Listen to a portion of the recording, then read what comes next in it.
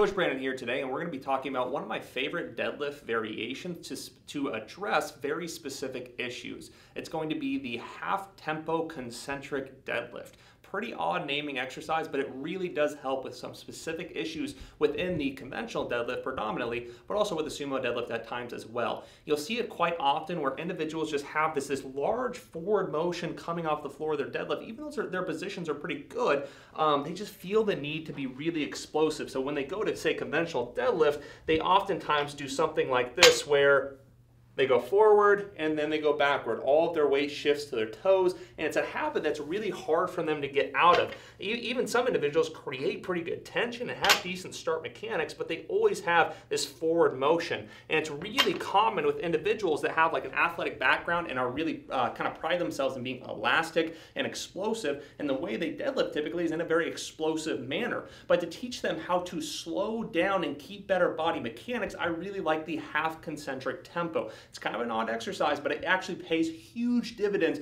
later down the road, because here's the deal. When your body has to move really slow, typically we do this within a 4 to 5 count half concentric. So that means to get to this point, the deadlift halfway up, it should take 4 to 5 seconds, which is really stinking slow. But when you make that person go slow through these ranges of motion and take away their explosive nature, their deadlift, they end up finding better centrated positions. And because it's a tempo, actually let's speed up to the top there, that's my bad. So going slow through the bottom and then exploding through the top.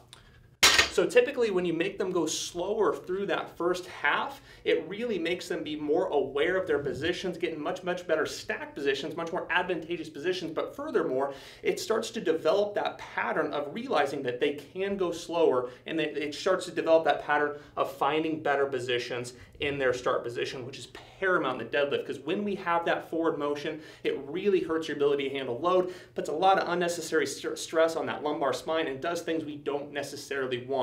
So going slow through that motion can be extremely beneficial in finding better position, and again, repatterning it in a quicker fashion to stick with those positions and make it their new default. Give it a shot.